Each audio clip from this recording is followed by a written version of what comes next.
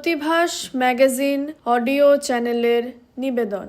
প্রত্যেক মাসে অনলাইনে প্রকাশিত প্রতিভাস ম্যাগাজিন থেকে নির্বাচিত উপন্যাস, গল্প, ধারাবাহিক ও অন্যান্য বিষয়।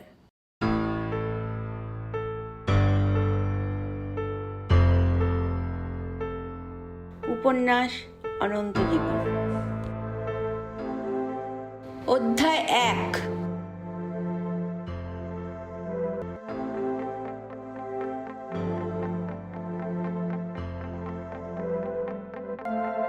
তারপর একদিন শৈবাঙ্কন নিজেকে প্রশ্ন করল, আচ্ছা, আমি ঠিক কী করব বলে ভেবেছিলাম? মানুষ চলতে চলতে বা বলতে বলতে প্রায়ই খেই হারিয়ে ফেলে। কাজ করতে করতেও অনেকেরই এমন দশা হয়।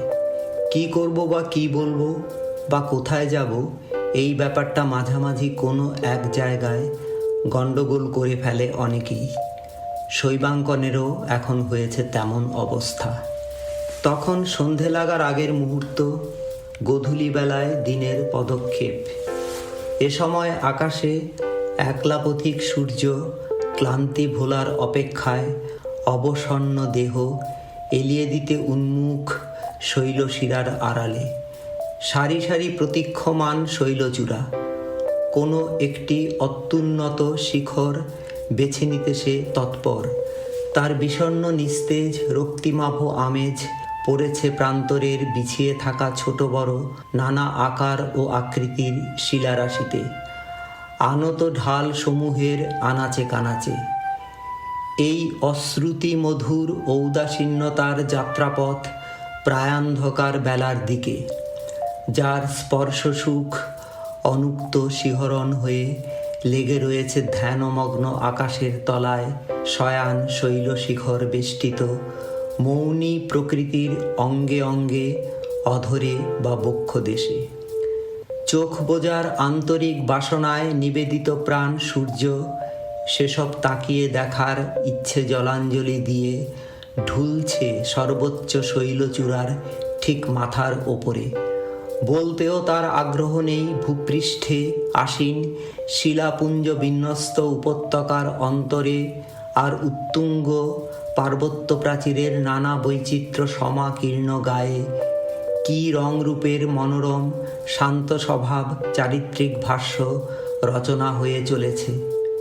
এমনকি নির্নিমেষ তাকিয়ে থাকা মুগ্ধতাচ্ছন্ন শৈবাঙ্কনের জন্য কোনো ইশারা রাখতে চাইছে না অলস শৈথিল্যের আরামে। তার ঝোলাঝুলি পাহাড়ি গুহায়, যেখানে রয়েছে জীবনযাপনের আর সমস্ত উপকরণ, একটু পর নিজেও সে তাদের আশ্রয়ে সমর্পণ করবে। এখন সে এই উন্মুক্ত প্রকৃতির কোলে উপস্থিত থেকে একটি বড় মাপের পাথরের প্রায় সমতল পিঠে বসে আছে। যেমন সে থাকে নিত্যদিন এই সময়, এখনও তেমনই আছে, আলো ফুরিয়ে যাওয়ার পর অন্ধকার প্রদেশের অপেক্ষায়। সে শুনছে উচ্চশির পার্বত্য প্রাচীরের ঢালে প্রতিফলিত সূর্যের ক্লান্তি, বর্ণালীর শেষ সীমায় থাকা রক্তিমাভাতে তারই অনুরণন, যা সে নিস্তেজ কণ্ঠস্বরের ভাষায় প্রকাশ করছে শৈলচূড়া উঁচু নিচু প্রান্তরের গায়ে বিছিয়ে থাকা ছোট বড় প্রস্তর রাশি, আপন মনে বয়ে চলা স্বল্পবাক স্পিতি নদীর সঙ্গে মৃদু মন্থর আলাপচারিতায়। সে তার অস্পষ্ট ভাষায় সবাইকে বলছে, আমার আর শরীর চলছে না, একটু আমাকে থামতে দাও।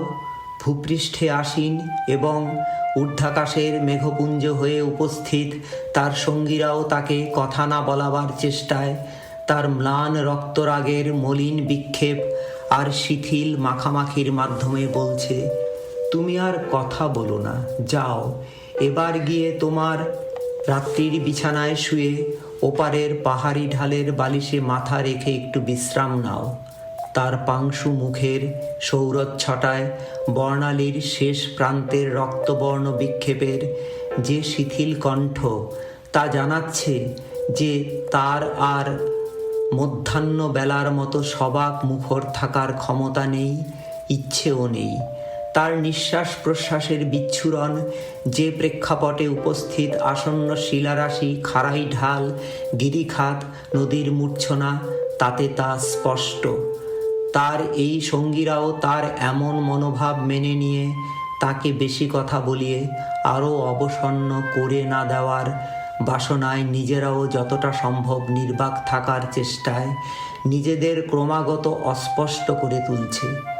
যেমন শৈবাঙ্কনও তাদেরই মতো ওই ঢলে পড়া সূর্যের সঙ্গে কোনো কথোপকথনে আগ্রহী না থাকার প্রমাণস্বরূপ মুগ্ধ, নির্নিমেষ।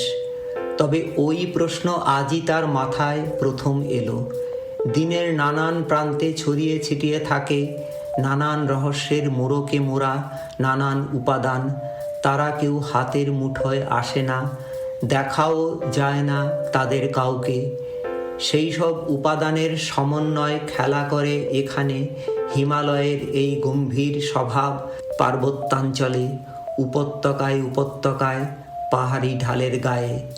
সমান্তরাল রেখায় বয়ে চলেছে স্বল্পভাষী ক্ষীণতনু এক ঝিলমিল কলতানে নদী, যার চলন এঁকে বেঁকে বহুবর্ণ বহুবিচিত্র টিলাগুলির সঙ্গে লুকোচুরি খেলায় মগ্ন থেকে।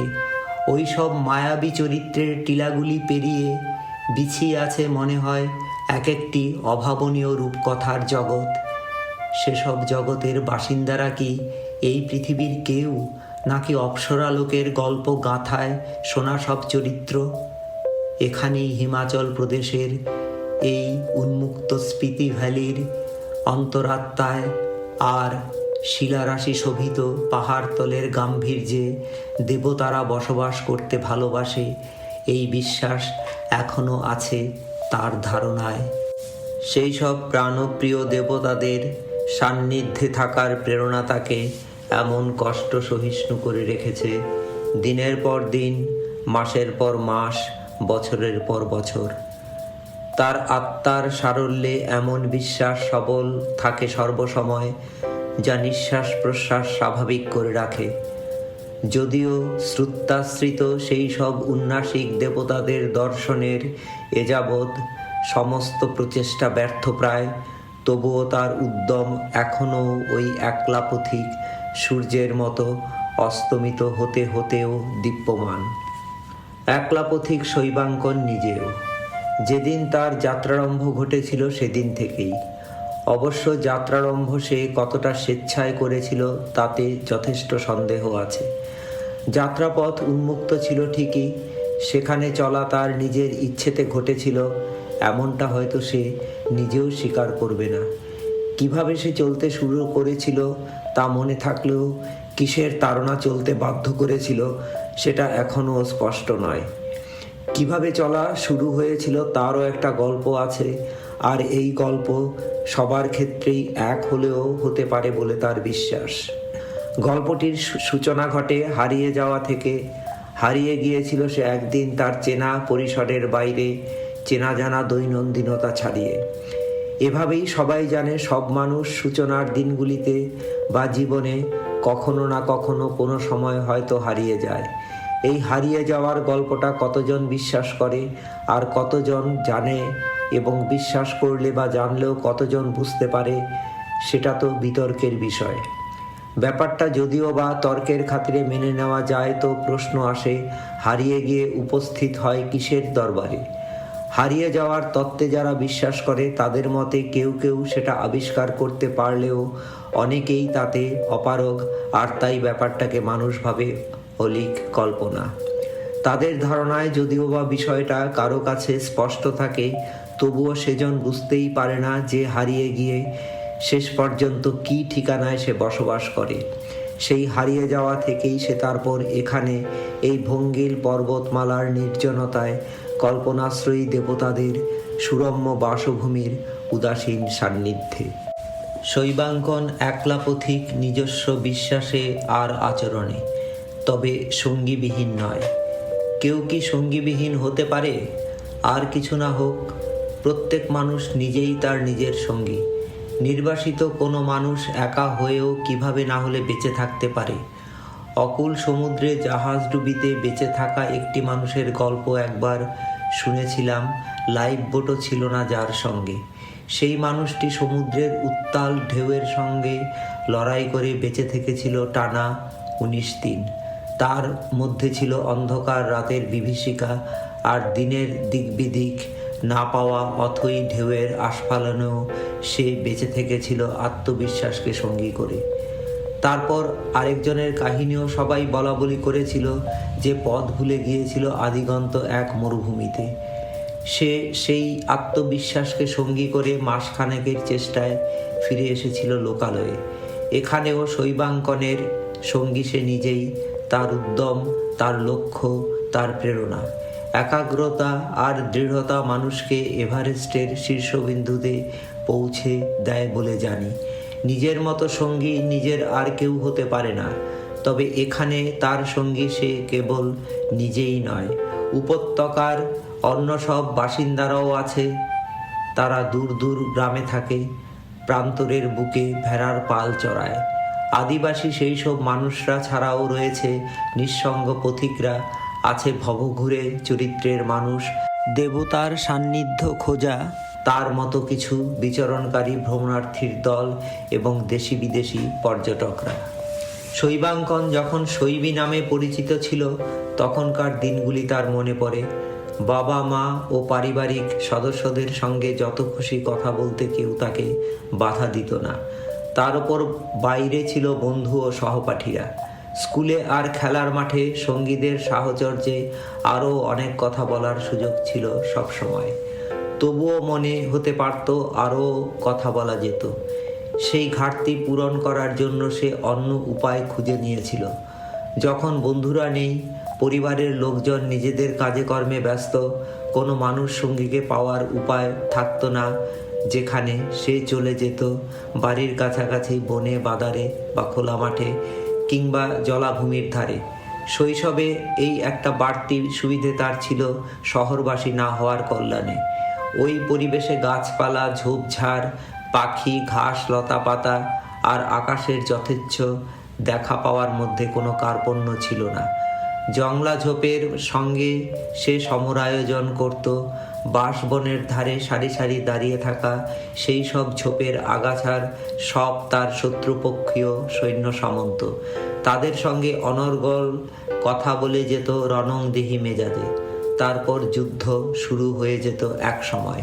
তার হাতে থাকতো লম্বা বাঁশের কঞ্চি, যা ছিল তলোয়ারের প্রতিরূপ, আর নিজেকে সে ভাবত পরাক্রমশালী দিগ্বিজয়ী সেনাপতি বা সম্রাট। মুখে থাকতো অবিশ্রাম রণহুঙ্কার ও প্রাসঙ্গিক আলাপচারিতা, এবং ধারালো হাতিয়ারের মুহুর্মুহু আঘাতে আগাছা সমুদয়ের ডাল পাতা ছিন্ন বিচ্ছিন্ন হয়ে ধরাশায়ী হতে থাকতো। ঘন্টার পর ঘন্টা চলতো এই যুদ্ধযাত্রা। এছাড়াও সে কখনো হতো ধর্মপ্রচারক বা আবিষ্কারক বা সুবক্তা, আর তার অনর্গল কথোপকথন চলত গাছ, পাখি ও আদিগন্ত আকাশের মেঘরাজি বা মাঠসমূহকে একনিষ্ঠ শ্রোতা বিবেচনা করে। কয়েক শতাব্দীর ব্যবধানে আরেকটি প্রযুক্তি বিপ্লব ঘটল সভ্যতার ইতিহাসে, আর তাতে পাল্টিয়ে গেল জীবনযাপনের মৌলিক অজস্র অভ্যেস। কথা কম, কাজ বেশি, এই মূল মন্ত্র এতদিন চালু ছিল কাজের দুনিয়ায়। নতুন প্রযুক্তি এসে তাকে নিশ্চিতভাবে বাস্তবে রূপায়িত করল। এখন আর অফিসে আদালতে প্রশিক্ষক বা উচ্চপদস্থদের বলে বলে হদ্দ হয়ে যেতে হলো না শিক্ষার্থী বা অধস্তনদের ওই সার কথা। প্রযুক্তি বাধ্য করল সবাইকে, অথবা সবাই স্বেচ্ছায় সানন্দে বরণ করে নিল কাজের দুনিয়ার সেই মূলমন্ত্র নিজেদের জীবনে। এক বন্ধু একদিন বলল তাকে, শৈবী, এখন আর ফোন করার দরকার নেই, টেক্সট করবি আমাকে। অল্প দিনের মধ্যেই সে দেখল পাশাপাশি যে বন্ধু রয়েছে তার সঙ্গেও কথা না বললে চলে। মেসেজে কথা চালাচালি অনেক সহজ, অনেক সরল, এবং তাতে মাথা ব্যথা আর পরিশ্রম অনেক কম। বারে বাহ, কি সুন্দর ব্যবস্থা বার করলো মানুষ মাথা খাটিয়ে, বলল সে নিজেকে নিজে। কাউকে বিরক্ত না করে, কোনো সময়ের অপচয় না ঘটিয়ে, কোনো কাজে ব্যাঘাত না এনে এভাবেও কারো সঙ্গে কথা চালিয়ে যাওয়া যায়? নিঃশব্দে কথা বলার এই যে যুগান্তকারী উপায়ের উদ্ভাবন ঘটালো মানুষ সহস্রাধিক বৎসর প্রাচীন সভ্যতায়, এমনটি আর দেখা যায়নি কোনোদিন। মানুষের বুদ্ধিমত্তা বুঝিবা আবার সৃষ্টিকর্তাকেও অবাক অভিভূত করে দিল। সমস্তটা বিশ্ব ঘরে চলে আসার অভাবনীয় প্রক্রিয়া শুরু হলো। শুধু নিজেকে তার আনুষঙ্গিক করে নিতে হবে। সব মানুষের সঙ্গে সেও সেভাবেই নিজেকে খাপ খাইয়ে নিতে পারছিল। এক সময় দেখা গেল কেবল ঘরই নয়, সারাটা পৃথিবী কোনো একটি মানুষ নিজের মুঠিতে নিয়ে আসতে সক্ষম হচ্ছে। আজ যা নতুন, কাল তা পুরনো ও বর্জনীয়। সদা চঞ্চল, সদা পরিবর্তন, নিত্য নতুন উপায় রোজই আগমন ঘটাতে লাগলো মানুষের জীবনে। এই অস্থিরতা, এই ধারাবাহিক নতুনত্ব, অন্য কথায় চলমান জীবন ও ঘটমান উন্নয়নের পরিবর্ত প্রকাশ মাত্র। আগে তাকে বই পড়তে বা খুঁজতে লাইব্রেরি বা দোকানে যেতে হতো। দিনের পর দিন কেটে যেত সংগ্রহের চেষ্টায়। এখন গোটা লাইব্রেরি ও দোকান তার ঘরে এসে উপস্থিত, এমনকি তার মুঠোর মধ্যে। জাগতিক মহাজাগতিক সমস্ত তথ্য, সমস্ত খবর আঙুলের ছোঁয়াটুকুতেই কাছে এসে হাজির হবে। সিনেমা, সাজসজ্জা, খাওয়া দাওয়া, খেলাধুলা, নাচ ও গান ইত্যাদি সমস্ত বিনোদন, সমস্ত প্রয়োজন, সমস্ত আনন্দ চাইলেই যখন খুশি নাগালে এনে দেবে এই নয়া প্রযুক্তির জাদুকাঠি। এখন এদেশ বিদেশ কোনো স্থানের কোনো জনের বা কোনো বিষয়ের কোনো খবর নানান দৃষ্টিকোণ থেকে উপস্থিত করবে একাধিক খবরের চ্যানেল। সব কিছু পাল্টিয়ে যেতে লাগলো 2-2.5 দশকের মধ্যেই, দুরন্ত গতিতে। এবং সে প্রায়ই তখন ভাবত, মাঝে মধ্যে মনে হয় সব কি সত্যি দেখছি, সত্যিই ঘটছে, নাকি সমস্ত কিছুই স্বপ্ন অথবা মায়া। তারপর শতাব্দীর দ্বিতীয় দশকের শুরুতে অতিমারির কবলে পড়ে মানুষের সভ্যতা ও জীবন বিপন্ন হয়ে পড়ল। পৃথিবী জুড়ে মানুষরা সব গৃহবন্দী আর মুখোশ ঢাকা জীবন, চলমান সভ্যতার থেমে যাওয়ার উপক্রম। প্রশ্ন উঠল, এটাই মানুষের শেষ সময় কিনা? তখন এই অতিমারিকে মোকাবিলা করে মানুষের জীবন চালিয়ে এগিয়ে যাওয়ার পথ দেখাতে সহায় হয়ে এলো এই নতুন প্রযুক্তি। সে নিজেও ভাবছিল সে সময় যে মানুষের আয়ু বোধহয় সত্যিই এবার ফুরিয়ে এলো। এতে তার মধ্যেও অন্য আর সবার মতো অসহায় বিলাপ জেগে উঠেছিল। সেও চাইতো না সভ্যতা এখানেই শেষ হয়ে যাক। বিশ্ববাসীর সম্মিলিত সেই ইচ্ছের সম্মান রাখতে রঙ্গমঞ্চে অবতীর্ণ হলো নয়া প্রযুক্তি। এই উপায় হয়ে উঠল নিরুপায়ের অবলম্বন। সবার সঙ্গে সঙ্গে সেও ভাবল, ভাগ্যিস যথাসময়ে আবির্ভাব ঘটেছিল এই নয়া প্রযুক্তির, না হলে যে কি হাল হতো সভ্যতা ও মানুষের। এত কিছু ঘটে গেল এত কম সময়ে যে সে এর মধ্যে বোঝার কোনো সুযোগ পায়নি কোনো কিছুর কোনো ঘাটতি, কোনো অভাব আছে কিনা। তবে কখনো কোনো গভীর রাতে বা নির্জন অবকাশে তার মধ্যে হঠাৎ অনুভূত হতে থাকে কি এক অস্বস্তি। এভাবেই চলতে থাকে দিনের পর দিন। পুরনো আর নতুন দুই প্রজন্মের দুই প্রযুক্তির সন্ধিক্ষণ পার করে আসা সে একদিন হঠাৎই প্রশ্ন করল নিজেকে, এর চেয়ে কি আগের জীবনটাই ভালো ছিল না? কারণ সে এতদিনে কথা না বলতে বলতে হাঁপিয়ে উঠেছে। অজস্র মানুষের গাদাগাদি ভিড়ের মধ্যে থেকেও একা হয়ে যাওয়ার যন্ত্রণায় অস্থির। ততদিনে সে ভাবতে শুরু করে দিয়েছে, তাহলে এই অস্বস্তিকর মানুষের ভিড় এড়িয়ে নির্জনতায় অপার্থিব সঙ্গীর খোঁজে বেরিয়ে যাওয়াই তো ভালো। তাহলে খুঁজে দেখা যেতে পারে দেবলোকে গিয়ে দেবতাদের সঙ্গী হিসেবে পাওয়া যায় কিনা। কারণ সে একটা ব্যাপারে প্রায় নিশ্চিত ছিল যে দেবতারা আর যাই হোক মোবাইল ফোন বা কম্পিউটার ব্যবহার করতে চাইবে না, তারা অন্তত টেক্সট মেসেজ করা পছন্দ করবে না, যেহেতু জানা আছে যে দেবতারা সবাই অন্তর্যামী এবং যে কোনো লোকে মুহূর্তের মধ্যে বিচরণের কৌশলে অভ্যস্ত। আগের জীবন মানে নয়া প্রযুক্তির আবির্ভাবের আগের অবস্থা। সেই সময়টা পরবর্তী সময়ের তুলনায় ভালো ছিল কিনা এমন প্রশ্ন কারো মনে উদয় হওয়া মানে কেচে গন্ডুস পাকানোর মতো অবস্থা। এই প্রজন্মে যাদের সূচনা, যাদের আগমন, তারা কেউ তার মতো এমন অবান্তর প্রশ্নের সম্মুখীন হতে জানে না। এমন প্রশ্ন মনে হওয়াটাকেও তারা বোকামি বলে ভাবে।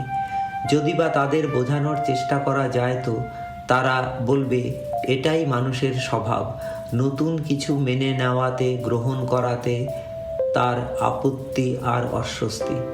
প্রথম শিল্প বিপ্লবের পরও তখনকার মানুষ তাকে স্বাভাবিক বলে ভাবতে পারেনি। ওই শ্রেণীভুক্ত মানুষের মনে তখনও এমনই বিদ্বেষ ছিল। সেবারও তার মধ্যে অনীহা দেখা গিয়েছিল যান্ত্রিক প্রগতি সহজভাবে মেনে নেওয়াতে। পরে সেই মানুষটি বুঝতে শিখল ট্রেন, বাস, প্লেন, কলকারখানা অপরিহার্য। উন্নয়ন বাদ দিয়ে মানুষ চলতে পারে না, সভ্যতার বিকাশ ঘটে না।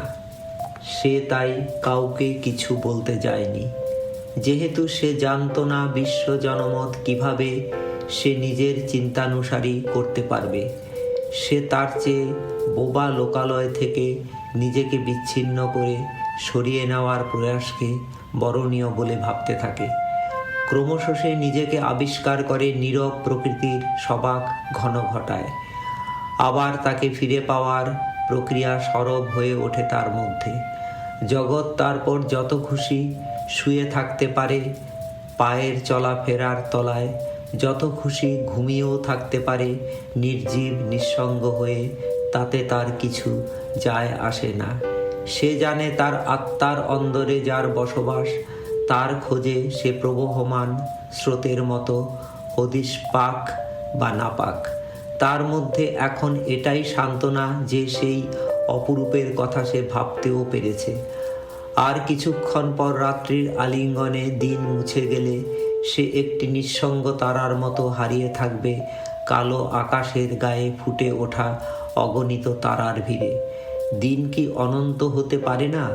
রাতে অন্ধকার না আসতে দেওয়ার কি কোনো উপায় আছে? তার সঙ্গে একবার এখানেই কোনো এক শৈলশিখরের নিভৃত ছায়ায় দেখা হয়েছিল জীবাক্ষ নামে জনৈক ভিক্ষু সন্ন্যাসী। সে জানিয়েছিল অনন্ত দিন আর অনন্ত জীবন সমগোত্রীয়। রাত্রি যত স্বল্পায়ু হবে, দিন তত দীর্ঘায়ু পাবে। তাহলে তোমাকে আয়ত্ত করতে হবে অন্ধকার দূর করার উপায়। তুমি যদি অন্ধকার দূর করার কৌশল করায়ত্ত করতে পারো, তোমার দিন আর কখনো ফুরিয়ে যাবে না।